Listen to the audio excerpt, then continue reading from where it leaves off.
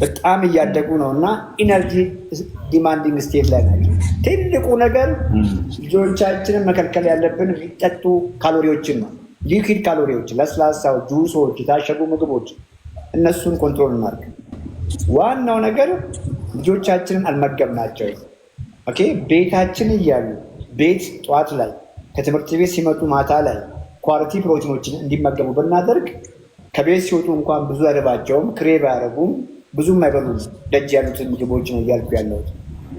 ስለዚህ ብዙ ጊዜ ልጆች ላይ እንጮሃለን። ገብቷት ቺፕስ አትብላ፣ ለስላሳ ጠጣ፣ ጁስ አትጠጣ። ከዛ ይልቅ መች መገብናቸው መጀመሪያ ኦኬ መጀመሪያ ማግኘት የሚገባቸውን ነገር ቅድም ባልኩ መልክ እንዴት ነው የምንቋጥርላቸው ያልከኝን ምግቦች ሁልጊዜ ፕሮቲን ቤዝድ ያንን እንጀራ በሽሮ ከማድረግ በባዶ ፍርፍር ከማድረግ ከእንቁላል ጋር ቅድም እንዳልኩ ከስጋ ነክ ነገር ጋር ከእርጎ ጋር የሆነ ፕሮቲን ሁል ጊዜ ግንዛቤ ይኑረን። ጎበዝ ዋሲሁን ስላየሁ ደስ ብሎኛል። ዋሲሁን ዌልካም። ብሩክ ይበቃል።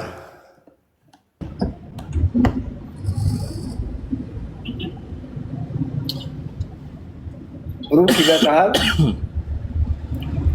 ሰማል ዶክተር ብሩክ አይሆፕ ይበቃዋል። ኢየሩሳሌም ሪሰንት ገስት ነሽ።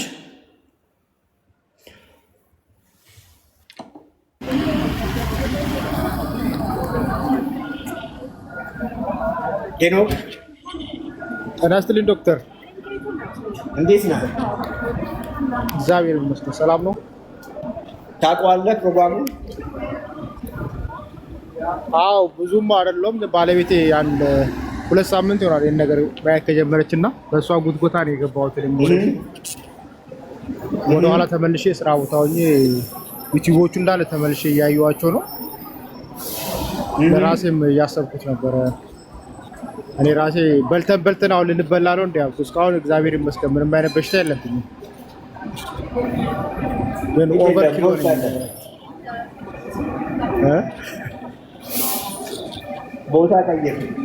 ቦታ ቀይር። ያለበት ቦታ አይሰማም በደንብ። ቦታ ቀይር። ኤርፎኔን ላውጣው ምስል ከስዊድን ነው ያለሁት። እሱ እንደ ቪዲዮቹ ስታይ ምንድን ነው የገባው?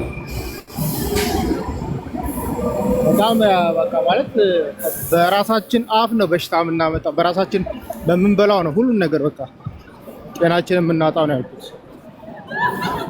እስካሁንም እንደዚህ አይነት በሽታ ላይ ባለመውደቅ እግዚአብሔርን ያመሰገንኩት። ሀገር ቤትም እያለው ያው የሀረር ሰው ነኝ እኔ። ጅጅጋ ነው ተወልጄ ያደግኩት።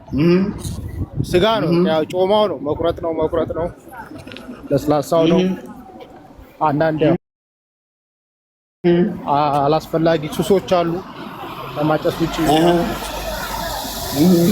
ግን አሁን እግዚአብሔር ይመስገን አንድ እዚህ ሀገር ከመጣሁ በኋላ ጥሩ ነው።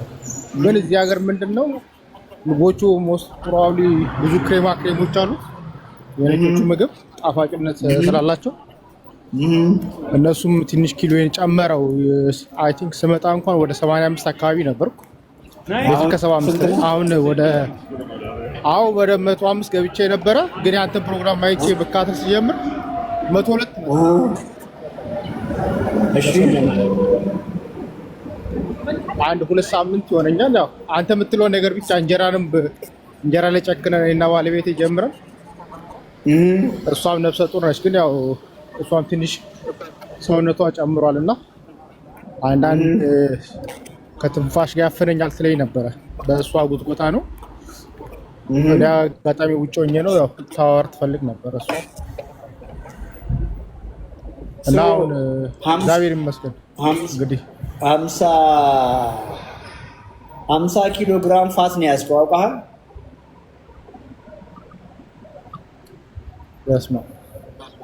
ያስደነግጣል። ግማሽ ሌላ ሰው 50 ኪሎ ግራም ፋት ይዘህ እንደው ምንም የለብኝም እኮ አልክ ስትጀምር። አይ ያው በሽታውን ነው የለብኝም ያልኩት። 50 ኪሎ ግራም ፋት እኮ በሽታ ነው። ኦኬ ይኸውልህ ስትሮክ ሲባል ሰምተሃል? ሀርት አታክ ሲባል ሰምተሃል? አዎ ቅድም ያልኩ 50 ኪሎ ግራም ብቻውን እንግዲህ አንተ ስኳር የለብኝም ግፊት የለብኝም ነው እንግዲህ ለማለት የፈለግከው ይገባኛል። ብቻውን 50 ኪሎ ግራም ፋት ኦኬ ስትሮክ ያመጣል ነው እያልኩ ያለው። ብቻውን ስትሮክ ያመጣል፣ ሀርት አታክ ያመጣል፣ ሌሎች ከክሮኒክ ሎው ግሬድ ኢንፍላሜሽን ጋር የሚያያዙ እነ ካንሰርን ያመጣል ነው እያልኩ ያለው። አሁን አገኘኸኝ አይደለ? ብቻውን 50 ኪሎ ግራም ራሱ በሽታ ነው። ምን እንደው ከዛ ከፍ ያለ ምን በሽታ ነው ለመጣም ብለህ እያሰብክ ያለው ነው እያልኩ ያለው። ኦኬ አንተ ኦኬ ቀጥል። ኦኬ እሺ፣ አልሰማሁም። አንተ ፕሮግራም ላይ ከምሰማው አንፃር ከዛ አንፃር ነው ያልኩት እንጂ ወደ በሽታውማ አንዳንዴ መድከም ስሜትም የተሰማኝ ነበርና እሱን ስሜት እያየሁ ነው። ሄኖክ እንግዲህ ይህም ፕሮግራም የሚከታተሉ ሰዎች እኔ እናንተ የምናወራው ነገር በደንብ ያውቃሉ። አዲስም በመሆንህ ግን እረዳሃለሁ። ኦኬ ቢኮዝ ጀስት አእምሮ ላይ ያለው ስኳሬ ደህና ነው፣ ግፊቴ ደህና ነው፣ ኮሌስትሮል ደህና ነው፣ እንደዛ ነው እያሰብክ ያለው ይገባኛል። ኦኬ እንኳን አልኩ እንኳን 50 ኪሎ ግራም 5 ኪሎ ግራም ፋት ገዳይ ነው ብቻውን ያለ ቦታው የተቀመጠ። አሁን ገብተዋል ብዬ ልለፍ። ኦኬ ምክንያቱም አንድ ሰው ፋት ማስቀመጥ ያለበት ፋት ትርፍ ምግብ ነው፣ ትርፍ ኃይል ነው እና ቆዳው ስር ብቻ ነው። ከቆዳው አልፎ ሆድ ውስጥ የተቀመጠ ፋት በሙሉ ገዳይ ነው። ሆድ ላይ ነው ያዝከው አንተ። አሁን ገባህም? ስለዚህ ጠግበህ ብላ። ከዚህ በኋላም ግን የምግብህን ኳሊቲ ቀይር፣ የምግብህን አይነት ቀይር። እያንዳንዱ የበላኸው ምግብ ያንተን ፋት ሰፖርት ማድረግ የለባቸውም። ቅድም ያልከው ፈረንጅ ሀገር አለ ያልከው ጣፋጭ ዳቦ፣ ክሬሞች፣ ቺዝ ክሬም፣ ሶር ክሬም፣ እሺ እነዚህ በሙሉ ፋት ዲፖውን ሰፖርት የሚያደርጉት እነ እንጀራ፣ እነ ኬክ፣ እነ ዳቦ፣ እነ ሩዝ፣ እነ ፓስታ ይሄንን ሰፖርት የሚያደርጉት 50 ኪሎ ግራም ገዳዩ ፋት ነው እያልኩ ያለው። ኮምፕሊትሊ መቀነስ ሳይሆን እነሱን ማቆም አለብን ነው እያልኩ ያለው። ይሄኛውን ወደ 65 ኪሎ ግራም 66 ኪሎ ግራም ደግሞ ያንተ ሰውነት አለ። ዝም ብለህ ብቻ እሱን መገብ። የእሱ ምግብ ምንድን ነው? ኳሊቲ ፕሮቲን የምንላቸው ነው። እናንተ ሀገር አሳ ችግር የለም፣ የውቅያኖስ አሳዎች አሉ፣ እነ ቺክን አሉ። ቆዳውን እየተነሳለት ነው እያልኩ ያለሁት። በደንብ ጠግበህ ስትበላ ከአትክልት ጋር ይሄኛውን ሰፖርት ታረክ ማለት ነው። ይሄኛውን መገብ ያንተን ሰውነት መገብክ ማለት ነው እና የሚሰማህን የድካም ስሜት በአጭር ጊዜ ውስጥ ይሄዳል። እኔ የምለው ዶክተር ሌላ አሁን ሰሞኑን ከጀመርናቸው ተረድቻለሁ። እርጎ ነበር ግሪክ ዮገርት ብዙ ጊዜ ስላለ እና እሱን እዚያው አለ። ተርኪሽም ዮገርት አለ፣ ግሪክም ዮገርት አለ። ግን 10% ፋት አላቸው እና እነሱ ነገሮች እንዴት ነው? ላክልን፣ በውስጥ ፎቶ አንስተህ ላክና ኦኬ በደንብ አይተን ኮመንት እናደርጋለን። ቢኮዝ ሎ ፋት አለ፣ ሎ ፋት ግሪክ ዮገርት፣ ዜሮ ፋት ግሪክ ዮገርት አለ።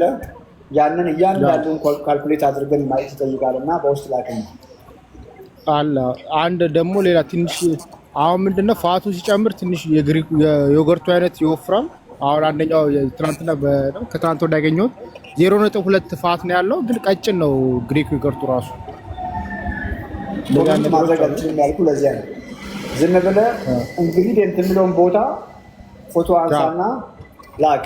ትዝታ ይታዩኛል። ትዝታ ምን ይታያል? ትዝታ ታረቀኝ የሚል አለ። ለአንዳቸው ኮሚኒኬት አድርጋቸው። ኦኬ በቃ እሺ፣ አመሰግናለሁ። ጉድ ያስ